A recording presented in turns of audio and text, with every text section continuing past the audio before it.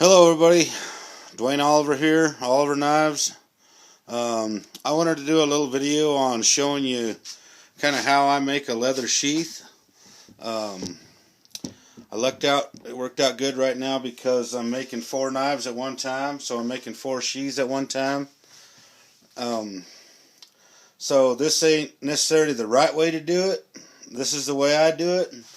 I have been making knives for about 10 years. I've probably made over 500 sheaths, and I've never had one come back, come unstitched, come apart. Never had a problem. So when you get into a real high-end sheath, maybe there's a better way to do it. I don't know. This is how I learned how to do it. This is how I taught myself how to do it, and this is how I do it. And just my philosophy on a custom knife needs a custom sheath. The knife is protected from the elements by the sheath, and the sheath protects you from the knife when not in use. So a sheath is very important, and I believe that a sheath should be made for that particular knife.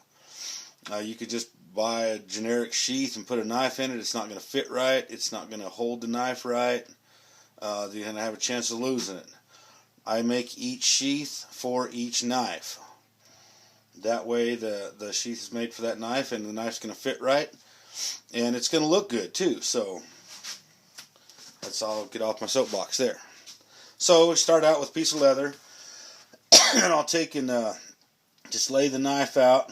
And I know my strippings are about a 1/2 inch wide, so I make that a 1/2 inch bigger all the way around it. Just rough cut to shape, and I want it about excuse me, bolster long. And then you cut the front and the back, and the back is the same,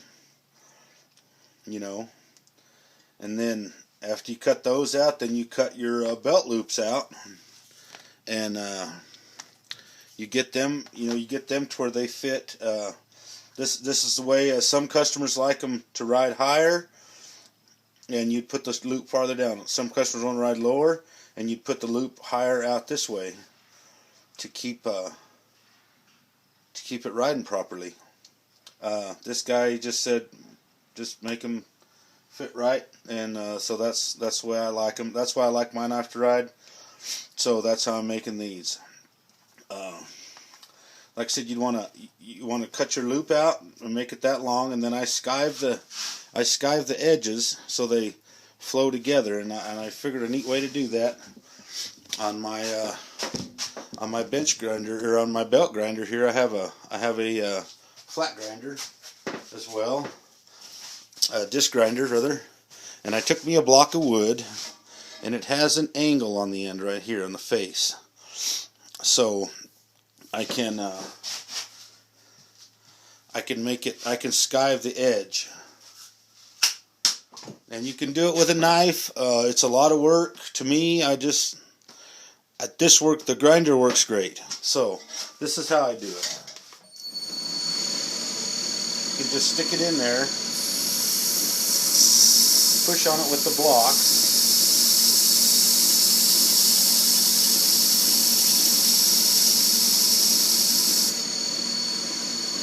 See, and it skives it right off. Then if you're going to fold that over like that, you want to skive the other side of the other one, the other end.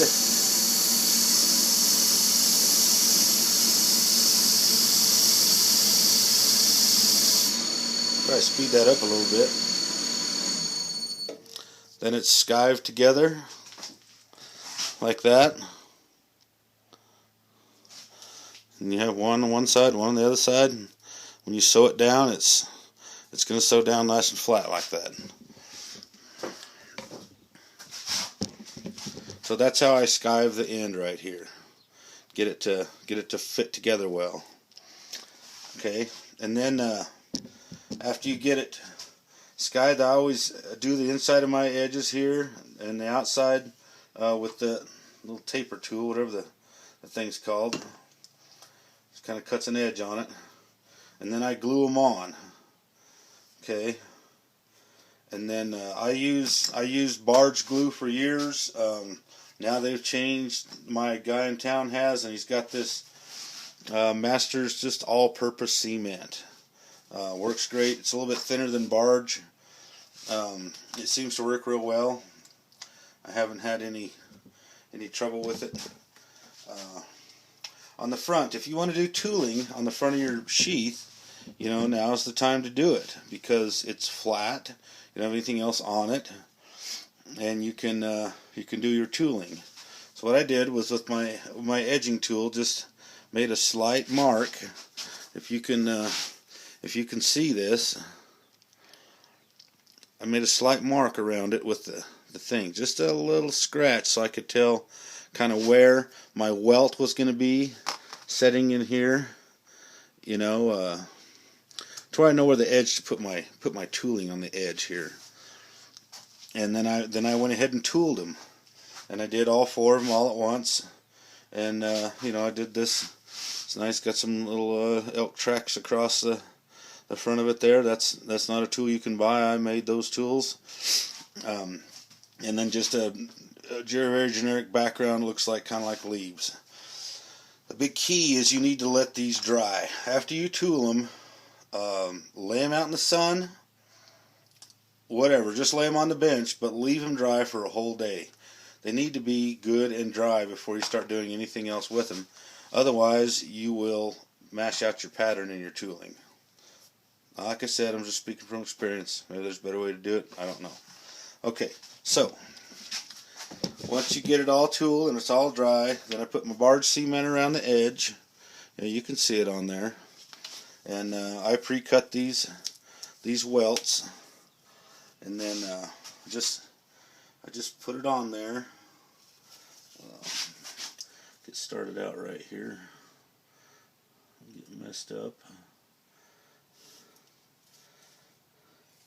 And you put your barge on, and then you let it sit. And you let it sit and let it dry. Let it dry good. You can tell it's not sticky. It's been drying for a long time. So, but I guarantee you, when it touches itself on the other piece, it sticks and it's stuck. And if you needed to take it off, you would just about have to rip the leather to get it off. Just bend it right around the corner, pressing on it and get it to fit good. Beautiful. And then I take my mallet here. I use this mallet. I got the red tape on there so I know which end is the nice and smooth end and which end is that I use for tools. I use this nice smooth end. Just hammer it down a little bit. Comes out real good. And then, of course, now this is the back to the sheath. Of course, now I will go through and I'll put some barge on this, some glue on it, and let it set and dry, and then I'll put it together. And then we'll end up with this. So you can see the edges are rough and looks like crap, but I guarantee it's all together and it's very, very durable. So now I take it over to the grinder, because I love my grinder, and that's why I built it for, was to use. So we're going to sand these edges off with clean.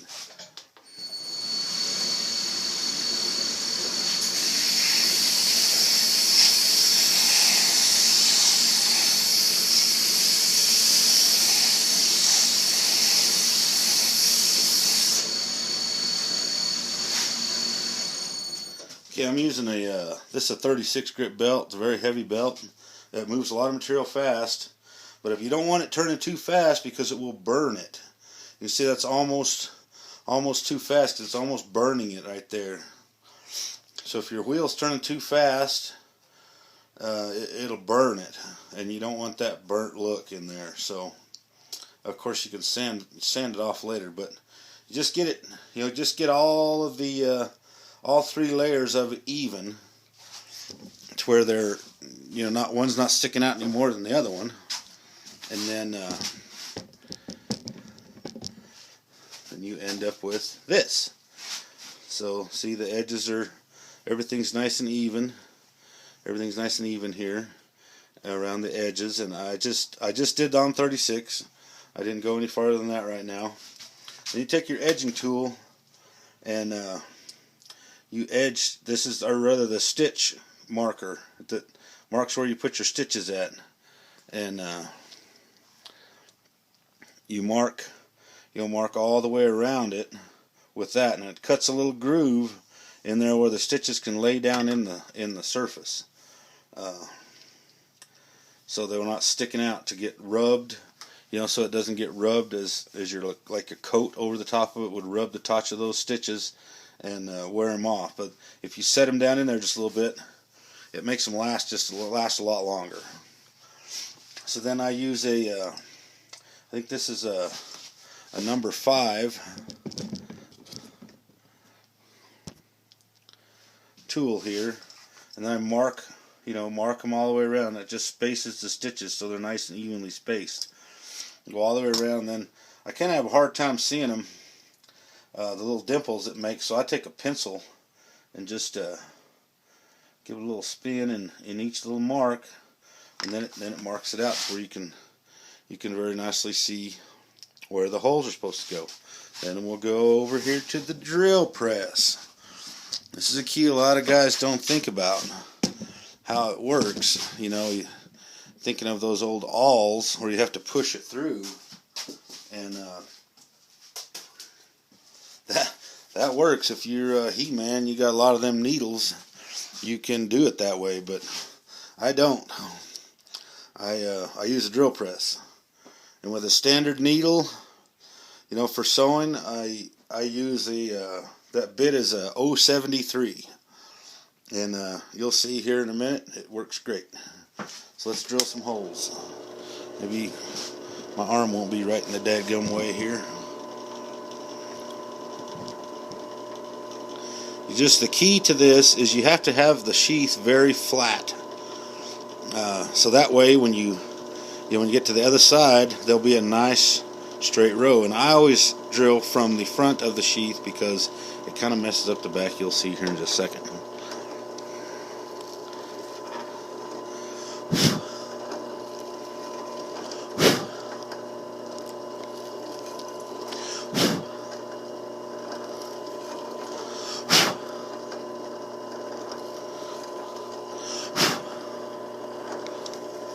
Once you get out past that belt loop, then you can go ahead and get it turned over there the other way.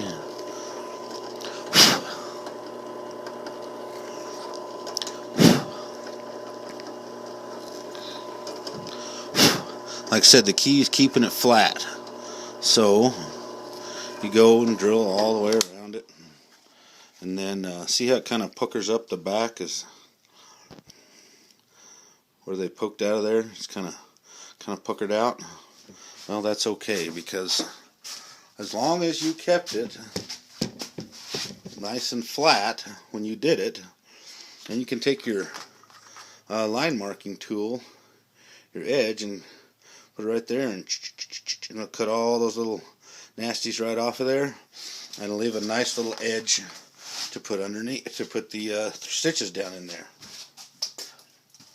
And then I sew it, and to demonstrate, so I'm going to go back to this one.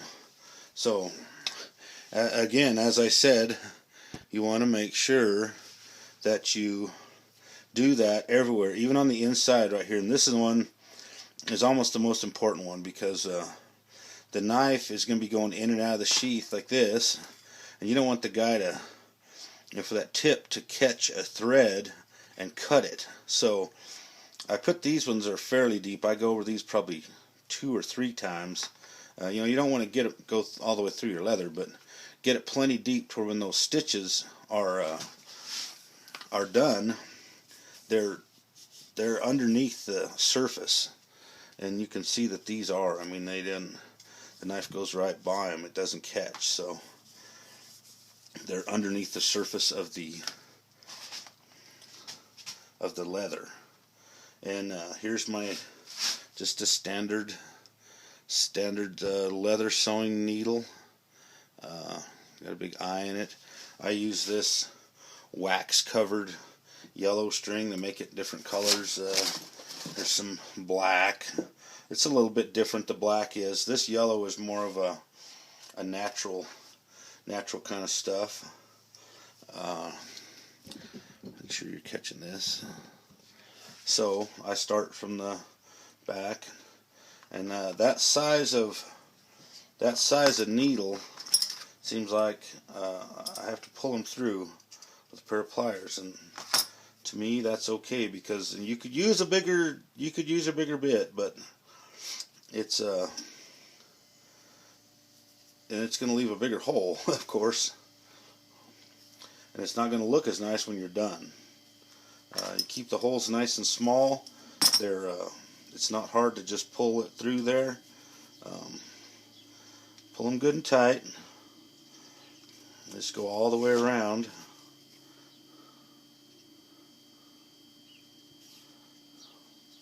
Every stitch. Just pull them one. I'll just go one for the next, just like that, and keep them tight. And then when I get all the way around, I'll go through this hole, and then I go back this way, and it'll cover it all up, and it will look like this. Nice flat stitches.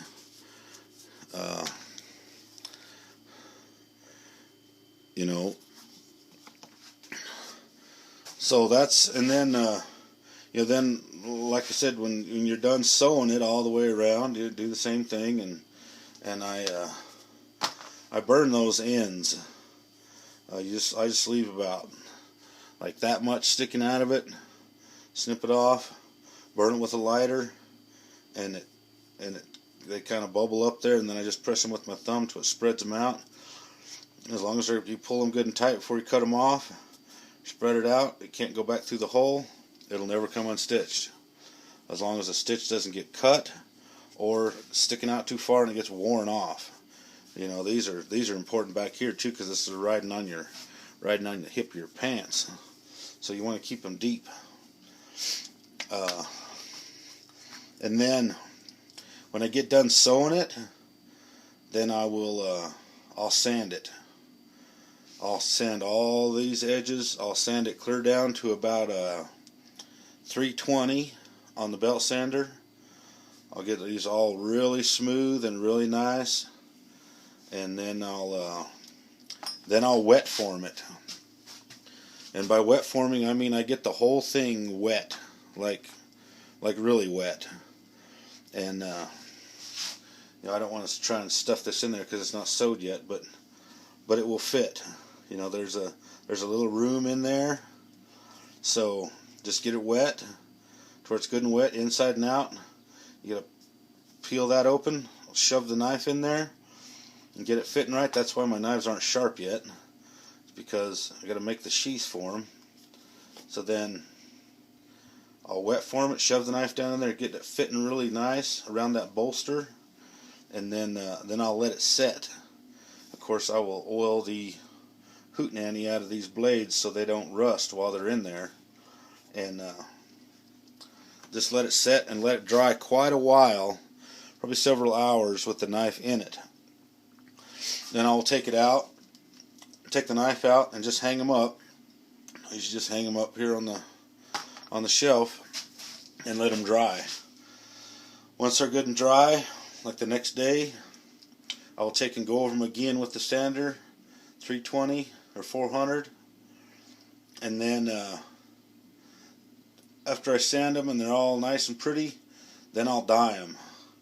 And the best way I've learned to dye it is to get the leather a little bit wet, like not wet enough that it's going to lose its shape, but just on the surface. I use a rag, like a wet rag. I get it all wet all over to where it all gets dark colored, and then I'll start dyeing it. And I just use Fiedling's leather dye. It's the same thing everybody else uses in these little bottles. Or for black, I got the man-size black there. I use a lot of black. These are going to be a brown, just a light brown color. And being that it's wet, it helps it be more even. You won't have those big streaks. Like if you try and dye it when it's dry, as soon as your cotton swab hits the leather that's real wet, right, from dipping it in the stuff, as soon as it hits, and the farther you go around, the less dye it has in it. So right here it's going to be real dark, and then it's going to get lighter and thinner as you go down like that. So if it's being real wet, it helps it to stay more even. You know, it just helps it be more even colored, and doesn't seem like it gets near as streaky looking. And then after I get it dyed like I like it, then I'll come back in with like this super sheen leather finish. It works real nice. I got a couple of different ones. This one here's oh, that's super sheen too. I got another one here somewhere that's a satin sheen. It's not quite so shiny, and it makes a real nice finish on it. And then I let that dry, and then I just buff it with a rag, a nice cotton rag. So pretty long video. Hope you got something out of it. Thanks for coming to the website. Thanks for watching my videos. God bless you, and have a great day.